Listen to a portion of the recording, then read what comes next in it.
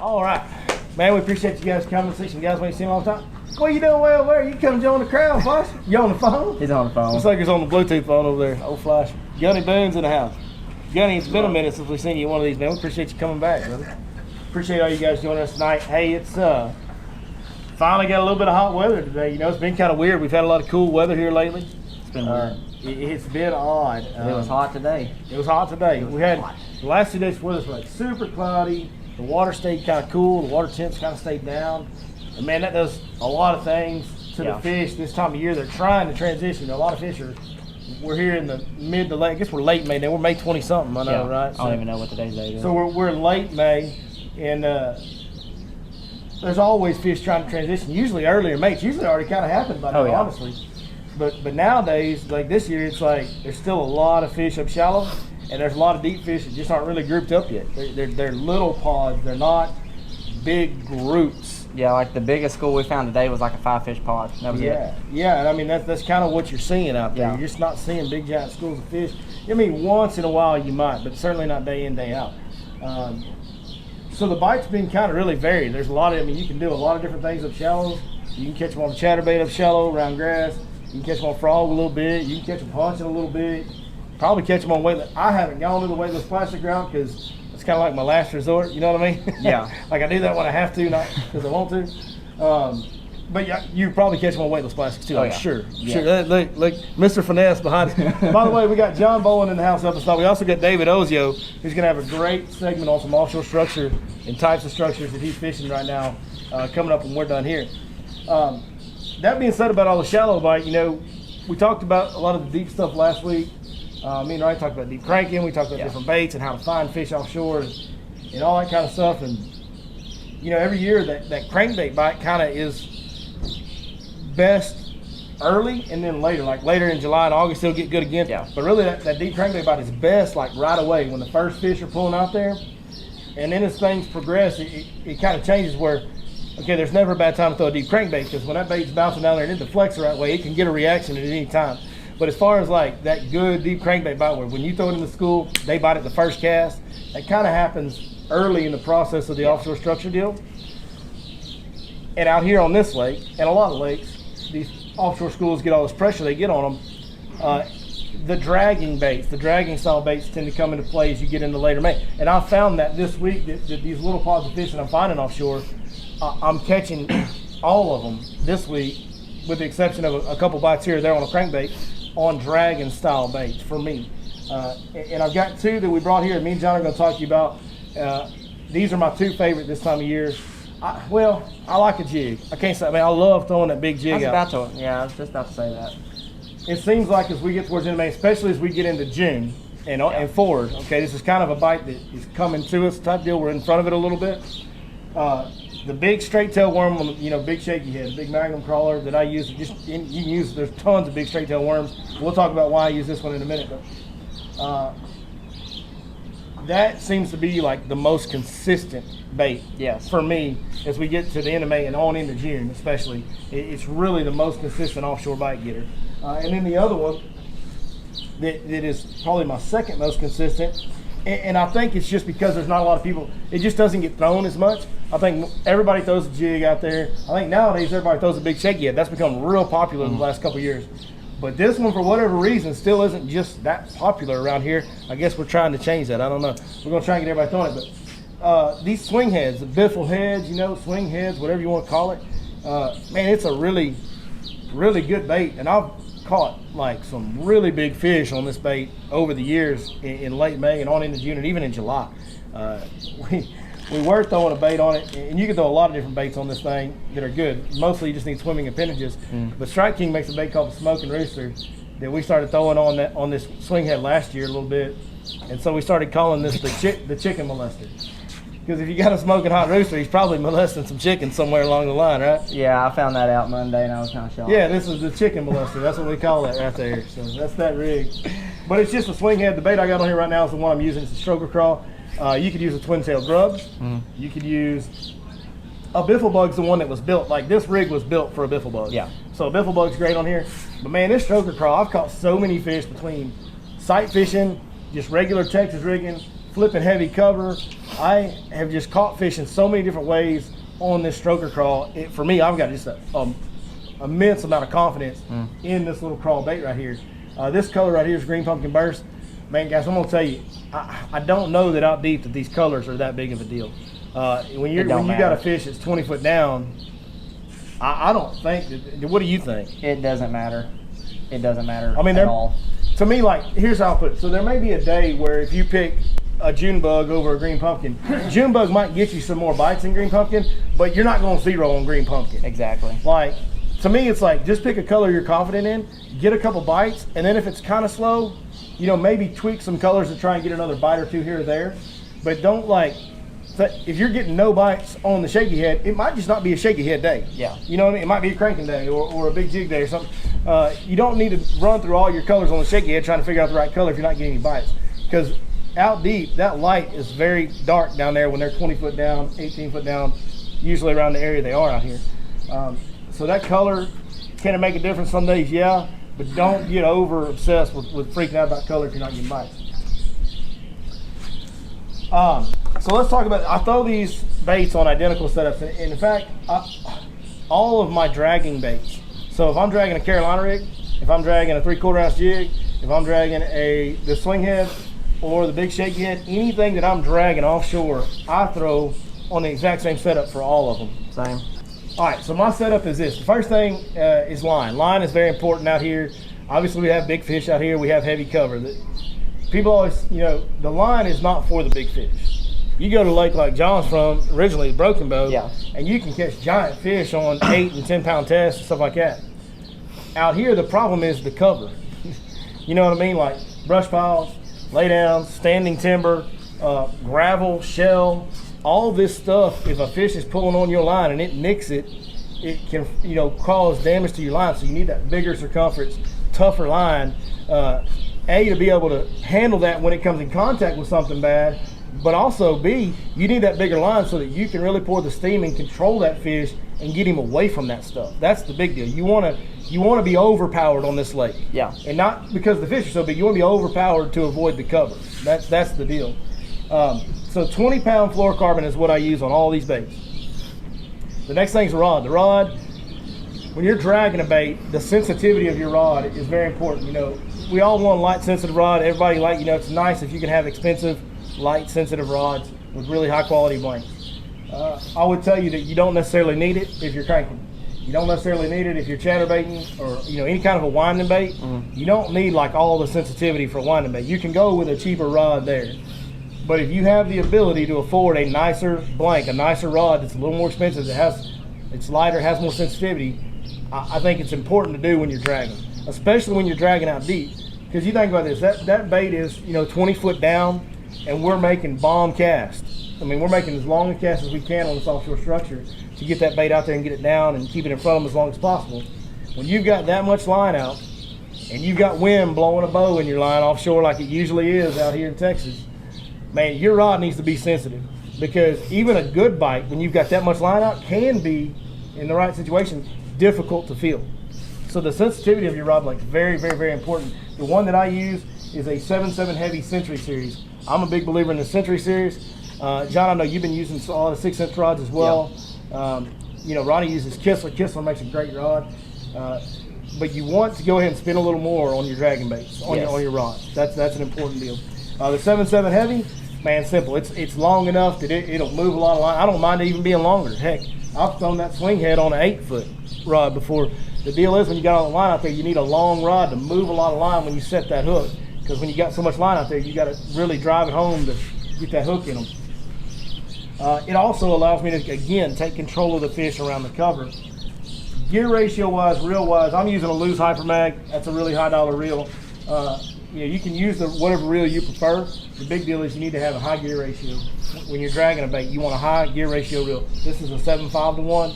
You can do an 8 to 1. I just would recommend something over 7 to 1 on your ratio on your reel. The reason that is because these fish offshore can run up or run at you. And sometimes they'll be running up and then they'll turn and run at you.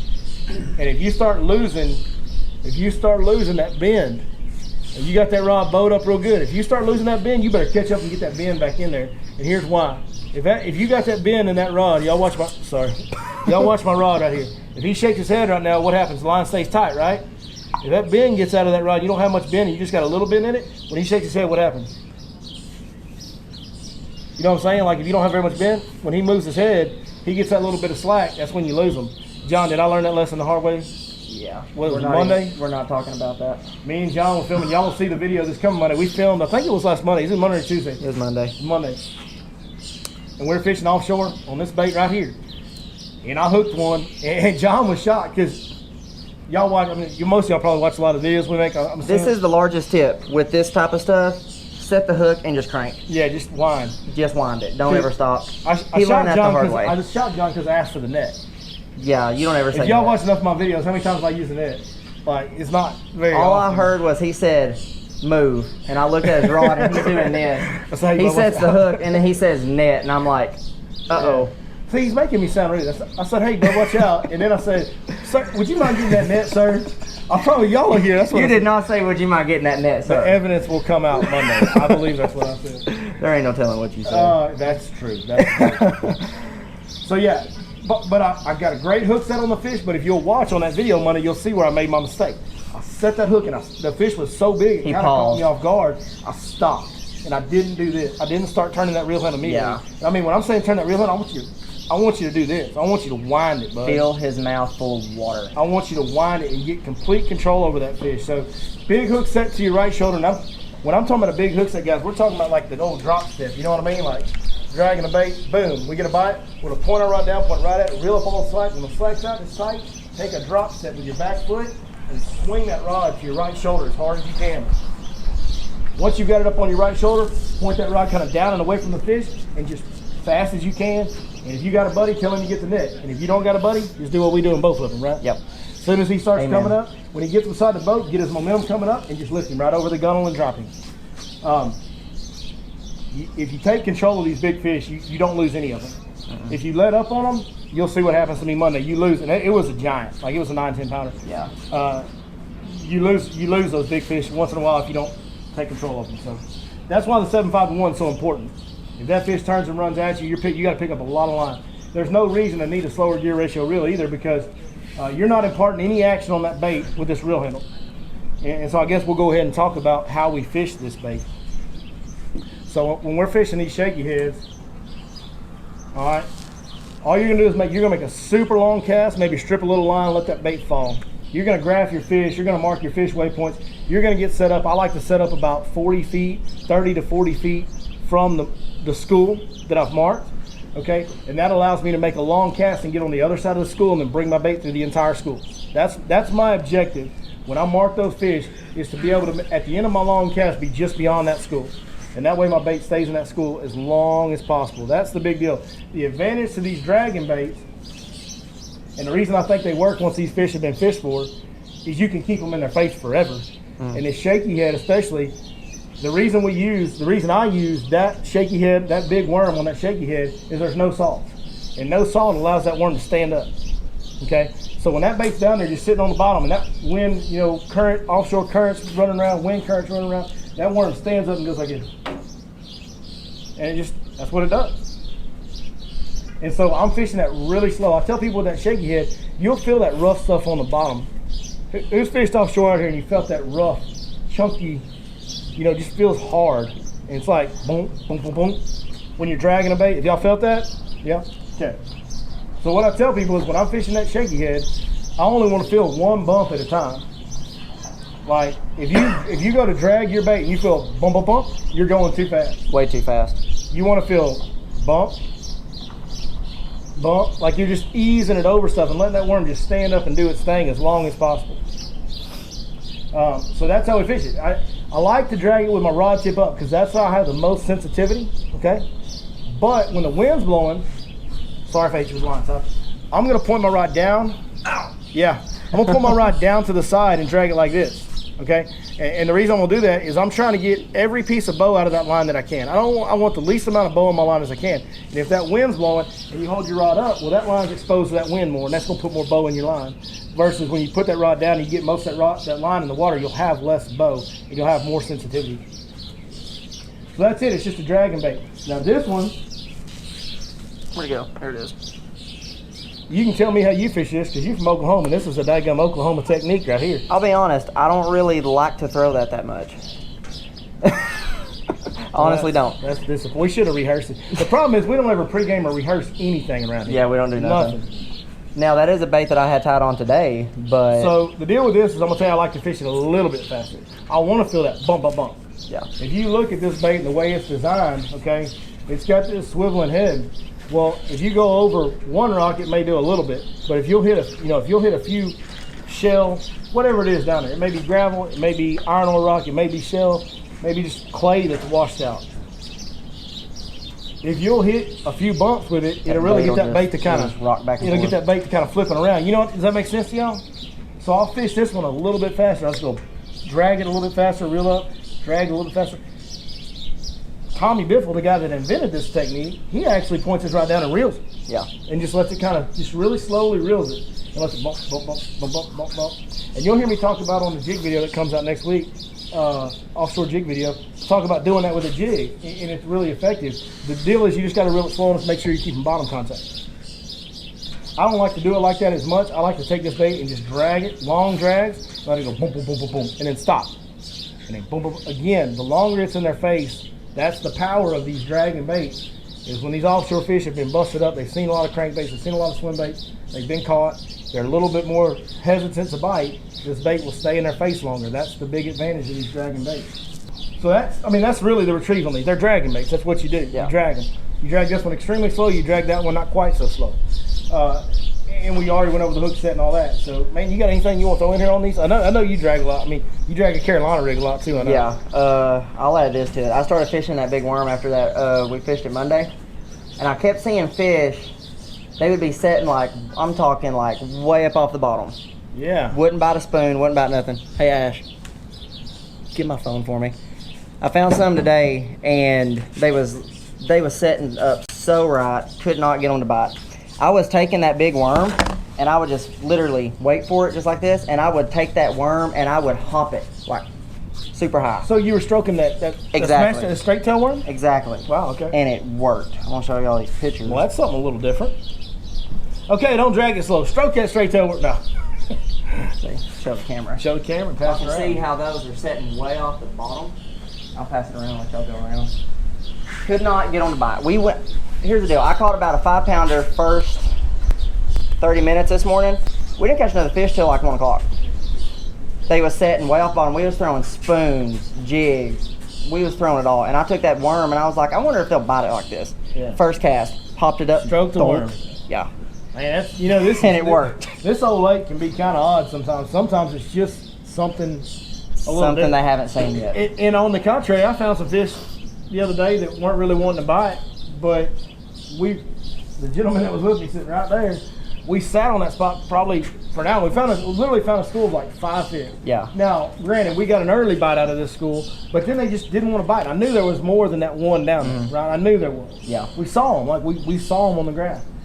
But I slowed down enough with this big shaky head that we ended up getting a couple more of those fish to bite. We had to do that Monday. And so that's the deal. John's over here stroking them, making them react, and that's great. And sometimes on this lake, doing something a little different can be the deal.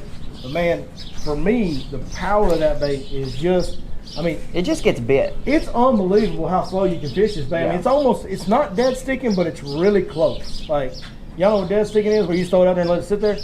It's not that, but it's extremely close. GPS coordinates. Yeah. Dave was talking GPS coordinates. That's why that I had to make sure that it really wasn't on there, because it was on the other screen. You had to make sure the coordinates weren't on there? I had to make sure that it wasn't on there. Watch Ozzy, old man. You gotta watch Ozzy. These whole buzzards are everywhere out here, boy. No, but that's the deal, man. You fish that bait so slow, and that's how we got those extra fish in that school to bite. I threw out there the first couple casts and got bit on this, and then the other bites came on this because it was just that bait that you could just slow down with and fish it so stinking slow. Right now, that's the main thing, is fish it like to where it just gets old, to where you're just like bump.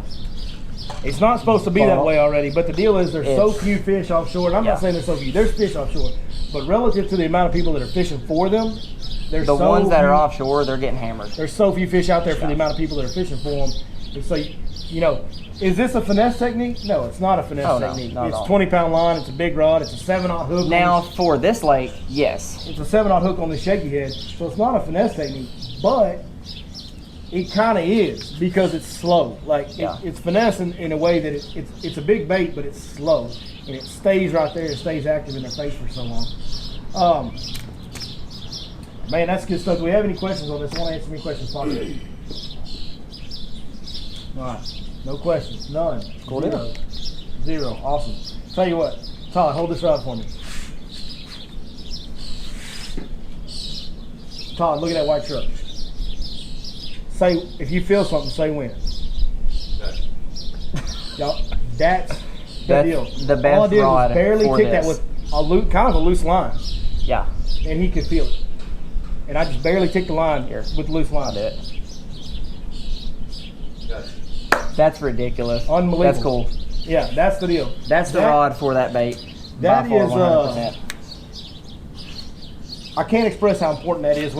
No matter what you're dragging offshore, with all that line out there and all that current, I can't express how important that factor right there is. So, because the rod I'm using is a 7.5 Lux. It's a 7.5 or 7.4 Lux. Yeah. And then when I used that one Monday, I was like, "This is ridiculous." It's crazy. It's crazy. So, you know, this is a little bit pricey rod, $250 rod, but dude, I'm gonna tell you, you couldn't give me $1,500 for them. I mean, I wouldn't sell them to you for $1,500. I'm gonna keep every one of them because they're just. I mean, I catch more fish. I catch more fish every time I go out dragging baits offshore. I catch more fish because of this blank on this rod right here. That's important.